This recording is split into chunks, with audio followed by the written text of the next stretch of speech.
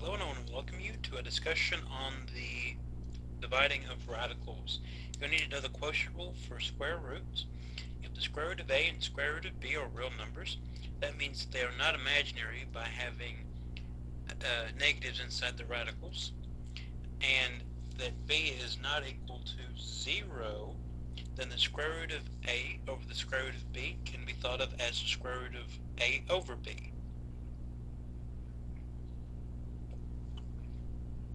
So look at some examples. If we were to divide and simplify, we have the square root of 32 over the square root of 2.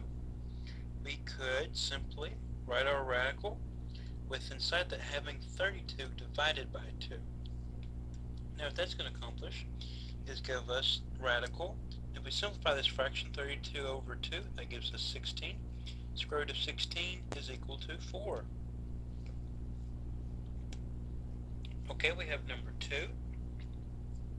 The square root of 194 over the square root of 3. We can take this and simplify it to the square root of the fraction 294 over 3. If we reduce that, we get the square root of 98.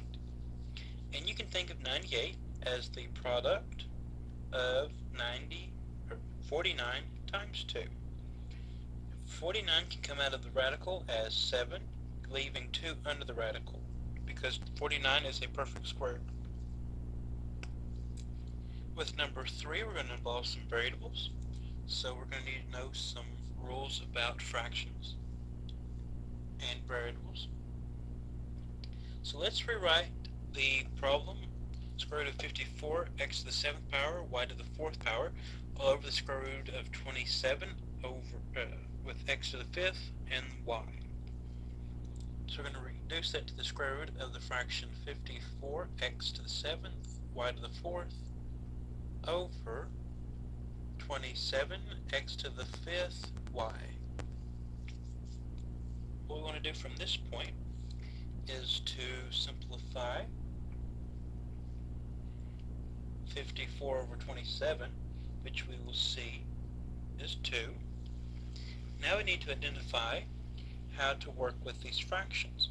What you do is you find the higher of the two exponents, which you see for x is the 7, so that will be the placement. So this one for x will be on top, and then you just subtract the higher from the least. In this case we have 7 minus 5 will just give us x to the 2nd power.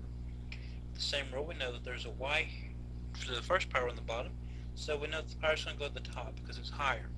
So we have our variable y with 4 minus 1 is 3. Now, using our ability to break down exponents, we know we can pull the x out and have our radical 2 so far, because it will not be left, and no x inside the radical because we've taken care of the x squared. Now with the y to the 3rd, we can think of that as y squared times y. And we can pull the y squared out as y, but this y to the 1st power has to stay inside because it cannot be simplified any further. And finally we have example the square root of 40 over the square root of 10. We can write that as the square root of 40 over 10, which will reduce the fraction square root of 4, which simplifies down to 2.